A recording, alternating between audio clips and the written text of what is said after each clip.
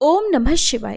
प्रिय भक्तजनों, आज सोमवार के दिन सुनिए 16 सोमवार व्रत की और सोमवार व्रत की संपूर्ण कथा और आरती। एक बार किसी नगर में एक साहूकार था। उसके घर में धन की कोई कमी नहीं थी, लेकिन कोई संतान न होने के कारण वह बड़ा दुखी था। संतान प्राप्ति के लिए वो हर सोमवार को व्रत रखता था और पूरी श्रद्धा के साथ शिव मंदिर जाकर भगवान शिव और माता पार्वती की पूजा किया करता था। उसकी भक्ति देखकर एक दिन माँ पार्वती प्रसन्न होकर भगवान शिव से साहूकार की मनोकामना पूर्ण करने का निवेदन करती हैं। पार्वती जी के आग्रह पर भगवान शिव ने कहा, हे देवी, इस संसार में हर प्राणी को उसके कर्मों का फल मिलता है और जिसके भाग्य में जो हो उसे भोगना ही पड़ता है। लेकिन पार्वती जी ने साहूकार की भक्ति देखकर उसकी मनोकामना पूर्ण करने की इच्छा व्यक्त की। माता पार्वती के आग्रह पर भगवान शिव ने साहूकार को पुत्र प्राप्ति का वरदान तो दिया, लेकिन उन्होंने बताया कि ये बालक केवल 12 वर्षों तक ही जीवित रहेगा। माता पार्वती और भगवान शिव की इस संवाद को साहूकार सुन रहा था, इसलिए उसे न तो इस बात की खुशी हुई और न ही कोई दुख, बल्कि वो पहले की तरह ही शिव जी की पूजा करता रहा। कुछ समय के बाद साहूकार की पत्नी ने एक पुत्र को जन्म दिया। जब वह बालक 11 वर्ष का हुआ तो उसे पढ़ने के लिए काशी भेज दिया गया। साहूकार ने पुत्र के मामा को बुलाकर उसे बहुत सारा धन देते हुए कहा कि तुम इस बालक को काशी विद्या पढ़ने के लिए लेकर जाओ। तुम लोग रास्ते में यज्ञ कराते जाना और ब्राह्मणों को भोजन दक्षिणा देते हुए जाना। दोनों मामा भांजे इसी तरह यज्ञ कराते और ब्राह्मणों को दान दक्षिणा देते काशी नगरी निकल पड़े। इस दौरान रात में एक नगर पड़ा जहां नगर के राजा की कन्या का विवाह था, लेकिन जिस राजकुमार से उसका विवाह होने वाला था वह एक आंख से काना था। राजकुमार के पिता ने अपने पुत्र के काना होने की बात को छुपाने के लिए सोचा, क्यों ना उस साहूकार के पुत्र को दूल्हा बनाकर राजकुमारी से विवाह करा दूं और विवाह के बाद इसको धन देकर विदा कर दूंगा और राजकुमारी को अपने नगर ले आऊंगा। लड़के को दूल्हे के वस्त्र पहनाकर राजकुमारी से विवाह करा दिया गया। साहूकार का पुत्र ईमानदार था, उसे ये बात सही नहीं लगी, इसलिए उसने अवसर पाकर राजकुमारी के दुपट्टे पर लिख दिया कि तुम्हारा विवाह तो मेरे साथ हुआ है, लेकिन जिस राजकुमार के संग तुम्हें भेजा जाएगा वो एक आंख से काना है। मैं तो काशी विद्या पढ़ने जा रहा हूँ। जब राजकुमारी ने चुन्नी पर लिखी बातें पढ़ी तो उसने अपने माता पिता को ये बात बताई। राजा ने अपनी पुत्री को विदा नहीं किया, फिर बारात वापस चली गई। दूसरी ओर साहूकार का पुत्र और उसका मामा काशी पहुँचे और वहां जाकर उन्होंने यज्ञ किया। जिस दिन साहूकार का पुत्र 12 वर्ष का हुआ उस दिन भी यज्ञ का आयोजन था। लड़के ने अपने मामा से कहा कि मेरी तबीयत कुछ ठीक नहीं है। मामा ने कहा, तुम अंदर जाकर आराम कर लो। भगवान शिव के वरदान अनुसार कुछ ही देर में उस बालक के प्राण निकल गए। मृत भांजे को देखकर उसके मामा ने विलाप करना शुरू कर दिया। संयोगवश उसी समय भगवान शिव और माता पार्वती उधर से जा रहे थे। पार्वती जी ने भोलेनाथ से कहा, स्वामी, मुझे इसके रोने का स्वर सहन नहीं हो रहा, आप कृपया इस व्यक्ति के कष्ट को अवश्य दूर कीजिए। जब भगवान शिव मृत बालक के समीप गए तो वह बोले कि ये उसी साहूकार का पुत्र है जिसे मैंने 12 वर्षों की आयु का वरदान दिया था। अब आज इसकी आयु पूरी हो चुकी है। लेकिन मातृभाव से विभोर माता पार्वती जी कहने लगी, हे महादेव, आप इस बालक को और आयु देने की कृपा करें, नहीं तो इसके वियोग में इसके माता पिता भी तड़प तड़प कर मर जाएंगे। माता पार्वती के पुनः आग्रह पर भगवान शिव ने उस लड़के को जीवित होने का वरदान दिया। शिव जी की कृपा से वह लड़का जीवित हो गया। शिक्षा पूरी करके लड़का मामा के साथ अपने नगर की ओर वापस चल पड़ा। दोनों चलते हुए उसी नगर में पहुंचे जहां उसका विवाह हुआ था। उस नगर में भी उन्होंने यज्ञ का आयोजन किया। उस लड़के के ससुर ने उसे पहचान लिया और महल में ले जाकर उसकी खूब आवभगत की और अपनी पुत्री को धूमधाम से विदा कर दिया।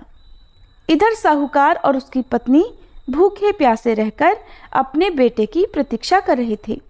उन्होंने प्रण कर रखा था कि अगर उन्हें अपने बेटे की मृत्यु का समाचार मिला तो वो भी प्राण त्याग देंगे, परंतु अपने बेटे के जीवित होने का समाचार पाकर वे बेहद प्रसन्न हुए। उसी रात भगवान शिव ने साहूकार के स्वप्न में आकर कहा, हे श्रेष्ठी, मैंने तेरे सोमवार के व्रत करने और व्रत कथा सुनने से प्रसन्न होकर तेरे पुत्र को लंबी आयु प्रदान की है। इसी प्रकार जो कोई सोमवार व्रत करता है या कथा सुनता और पढ़ता है, उसके सभी दुख दूर होते हैं और सभी मनोकामनाएं पूर्ण होती हैं। सभी प्रेम से बोलिए, भोले शंकर भगवान की जय, माता पार्वती की जय। जिन्होंने श्रद्धा से सोमवार का व्रत किया, ये पावन कथा सुनी और भगवान शिव का पूजन किया, उनके जीवन से समस्त दुख, रोग, शोक और संकट दूर होते हैं। ये व्रत न केवल सांसारिक सुखों को प्रदान करता है, बल्कि भगवान शिव की अपार कृपा से आत्मिक शांति, मोक्ष और चिर सुख की प्राप्ति भी कराता है। अब आइए हम पूर्ण समर्पण और सच्चे मन से भगवान से प्रार्थना करते हैं। हे नीलकंठ भगवान शिव, आप भोले हैं, दयालु हैं, आशुतोष हैं। हमने जो कुछ भी पूजा, व्रत और कथा श्रवण किया, उसमें यदि कोई त्रुटि रह गई हो तो क्षमा करें। हमें अपने चरणों में अटल भक्ति और जीवन में सच्ची समझ प्रदान करें। हमारे जीवन से अज्ञान, अहंकार और अधर्म का नाश करें। शिव शिव कहकर हम जीवन की राह पर चलें, यही हमारा संकल्प है। एक बार भोलेनाथ और माता पार्वती जी मृत्युलोक में भ्रमण करने पधारे। दोनों विदर्भ देश में अमरावती नाम की सुंदर नगरी में जा पहुँचे। ये नगरी सभी प्रकार के सुखों से भरपूर थी। वहाँ बहुत सुंदर सुंदर शिव जी के मंदिर भी थे। भगवान शंकर देवी पार्वती जी के साथ उन्हीं में से एक मंदिर में निवास करने लगे। एक दिन माता पार्वती ने भोलेनाथ के साथ चौसर खेलने की इच्छा प्रकट की। भगवान शिव ने उनकी बात सुन ली और वे दोनों चौसर खेलने लगे। तभी मंदिर का पुजारी पूजा करने आया। माता पार्वती ने पुजारी से पूछा, पुजारी जी बताओ, हम में से कौन जीतेगा? पुजारी जी ने कहा, महादेव ही जीतेंगे। थोड़ी ही देर बाद खेल समाप्त हुआ तो विजय देवी पार्वती जी की हुई। माता पार्वती ने पुजारी जी से पूछा, बताओ पुजारी जी, हम में से विजय किसकी हुई?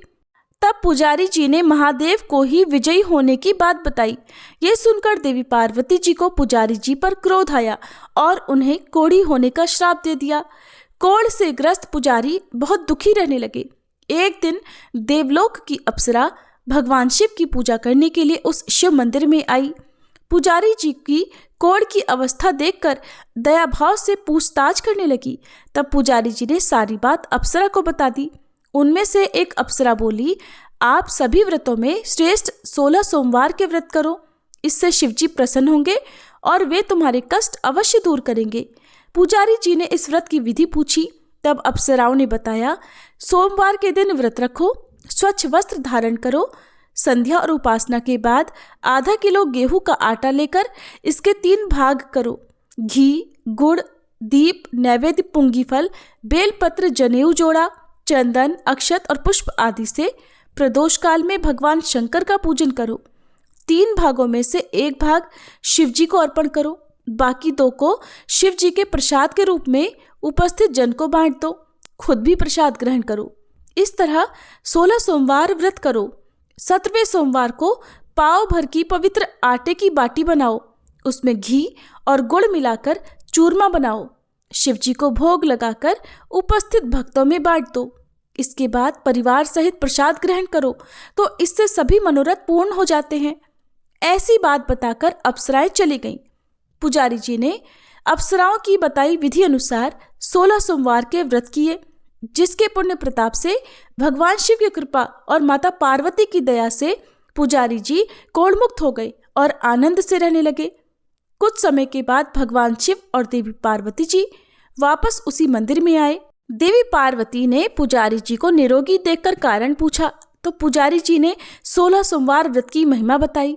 पार्वती जी खुद भी 16 सोमवार व्रत रखने के लिए तैयार हो गई और इस व्रत को करने से उनके रूठे हुए पुत्र कार्तिकेय जी देवी पार्वती जी के आज्ञाकारी हो गए। कार्तिकेय जी ने जब माता से पूछा कि माता आपने ऐसा क्या किया जिससे मेरा हृदय परिवर्तन हो गया, तब देवी पार्वती ने 16 सोमवार की कथा उन्हें सुना दी।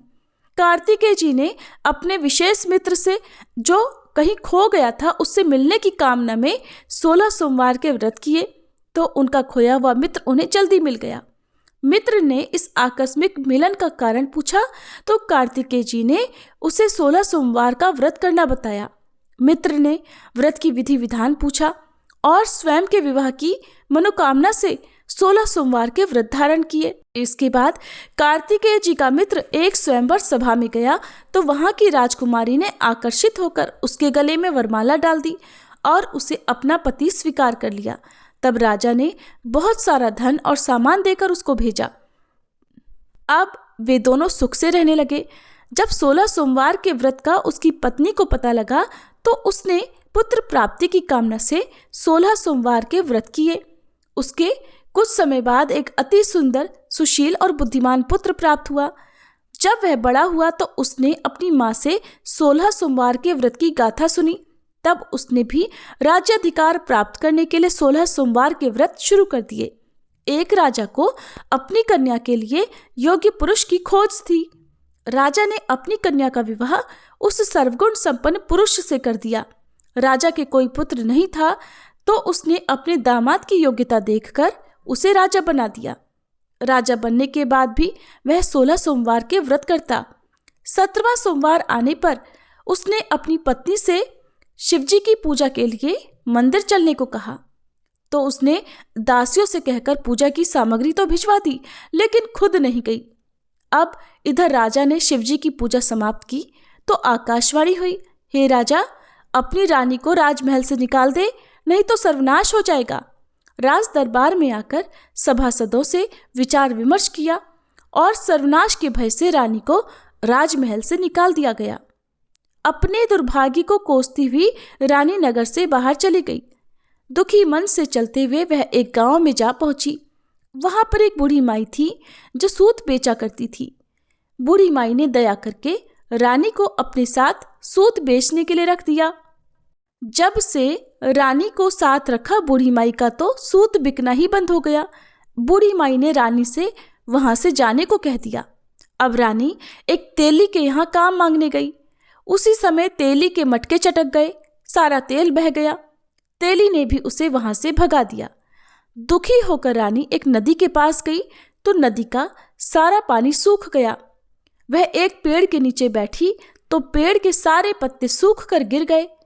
आसपास के लोगों ने जब यह सब कुछ देखा तो उसे पकड़कर मंदिर के पुजारी गुसाई जी के पास ले गए। गुसाई जी देखते ही जान गए कि यह कोई विधि की मारी कुलीन स्त्री है। गुसाई जी ने रानी से कहा कि वह उनके आश्रम में उनकी पुत्री की तरह रह सकती है।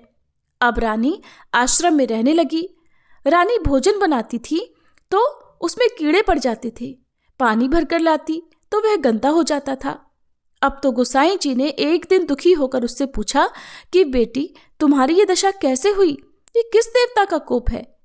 तब रानी ने शिवजी की पूजा में ना जाने वाली बात गुसाई जी को बताई तो गुसाई जी बोले, पुत्री, तुम 16 सोमवार के व्रत करो, इससे तुम अपने सभी कष्टों से मुक्ति पा सकती हो। गुसाई जी की बात मानकर रानी ने 16 सोमवार के व्रत किए। 17वें सोमवार के दिन विधि विधान से शिवजी की पूजा भी की। पूजन के प्रभाव से राजा को इधर महल में रानी की याद सताने लगी और रानी को ढूंढने के लिए उसने चारों दिशाओं में अपने दूत भेज दिए। रानी की खोज में घूमते घूमते दूत गुसाई जी के आश्रम में भी पहुंच गए। राजा को खबर लगी तो राजा रानी को ले जाने आश्रम पहुंच गया। गुसाई जी से बोला, ये मेरी पत्नी है। शिव जी के क्रोध के कारण मैंने इसे महल से निकाल दिया था। अब जब शिव जी का प्रकोप शांत हो चुका है तो इसे मेरे साथ जाने की आज्ञा दीजिए। गुसाई जी ने रानी को राजा के साथ जाने की आज्ञा दे दी। रानी बहुत प्रसन्न हुई। राजा और रानी के आने की खुशी में नगरवासियों ने खूब सजावट की, मंगल गीत गाए, पंडितों ने मंत्र आदि गाकर स्वागत किया। इस तरह धूमधाम से रानी का महल में प्रवेश हुआ। राजा ने ब्राह्मणों को दान आदि दिए। याचकों को धन धान्य दिया। जगह जगह भूखे लोगों को भोजन खिलाने के लिए भंडारे खुलवाए। राजा रानी 16 सोमवार के व्रत करते हुए शिव जी का विधि विधान से पूजन करते हुए सुखपूर्वक लंबे समय तक जीवन बिताने के बाद शिवलोक को पधार गए।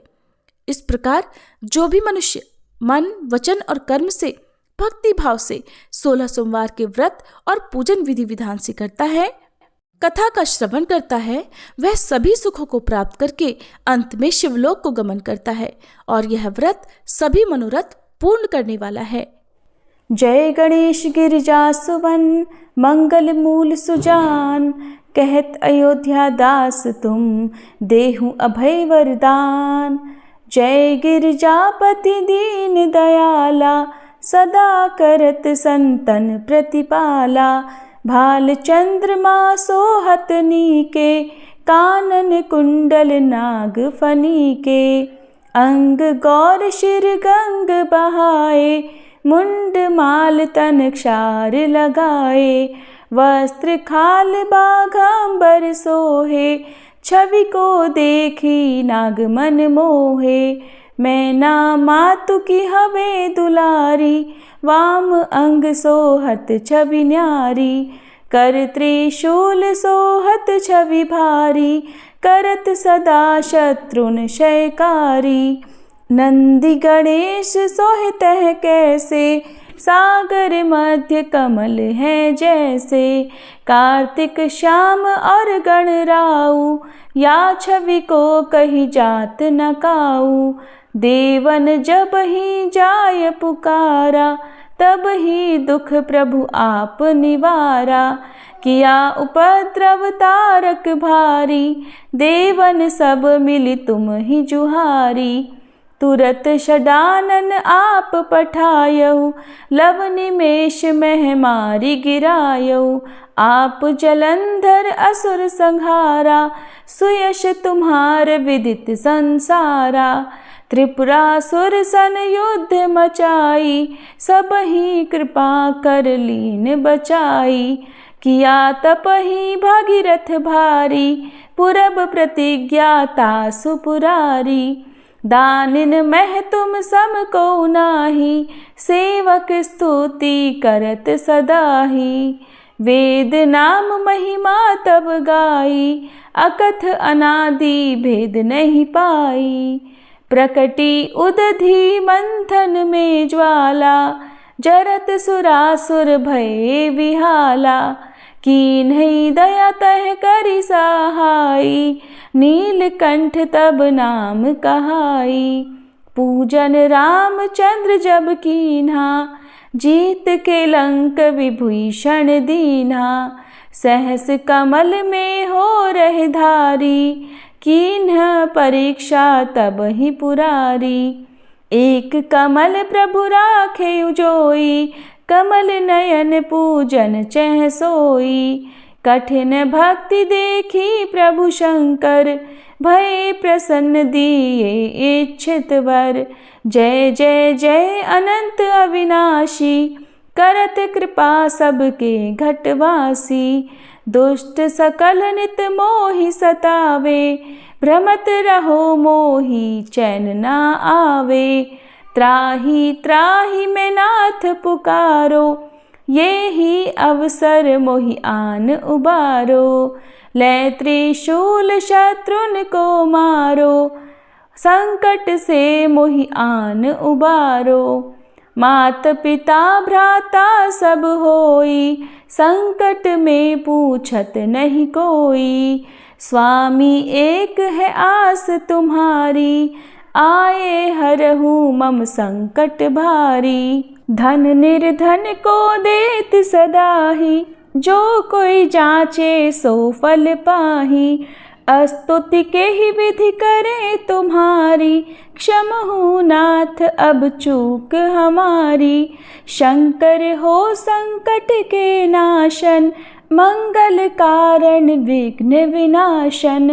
योगी यति मुनि ध्यान लगावे, शारद नारद शीश नवावे। नमो नमो जय नमः शिवाय, सुर ब्रह्मादिक पार न पाए। जो यह पाठ करे मन लाई, तापर होत है शंभु सहाई। ऋनिया जो कोई हो अधिकारी, पाठ करे सो पावन हारी। पुत्र होन कर इच्छा जोई, निश्चय शिव प्रसाद ते ही होई। पंडित त्रयोदशी को लावे, ध्यान पूर्वक होम करावे। त्रयोदशी व्रत करे हमेशा, ताके तन नहीं रहे कलेशा। धूप दीप नैवेद्य चढ़ावे, शंकर सम्मुख पाठ सुनावे। जन्म जन्म के पाप नसावे, अंत धाम शिवपुर में पावे। कहे अयोध्या दास आस तुम्हारी, जानी सकल दुख हरहु हमारी। नित नेम कर प्रातः ही पाठ करो चालीसा, तुम मेरी मनोकामना पूर्ण करो जगदीश। मगसर छठी हेमंत ऋतु संवत 64 जान, अस्तुति चालीसा शिव ही पूर्ण कीन कल्याण। ओम जय शिव ओमकारा, स्वामी जय शिव ओमकारा। ब्रह्मा विष्णु सदा शिव, ब्रह्मा विष्णु सदा शिव, अर्धांगी धारा। ओम जय शिव ओमकारा। एकानन चतुरानन पंचानन राजे, स्वामी पंचानन राजे। हंसासन गरुड़ासन, वृषवाहन साजे। ओम जय शिव ओमकारा। दो भुज चारु चतुर्भुज, 10 भुज अति सोहे, स्वामी 10 भुज अति सोहे। त्रिगुण रूप निरखता, त्रिभुवन जन मोहे। ओम जय शिव ओमकारा। अक्षमाला वनमाला, मुंडमाला धारी, स्वामी मुंडमाला धारी। चंदन मृग मद सोहे, भाले शशिधारी। ओम जय शिव ओमकारा। श्वेतांबर पीतांबर, बाघांबर अंगे, स्वामी बाघांबर अंगे। सनकादिक गरुड़ादिक, भूतादिक संगे। ओम जय शिव ओमकारा।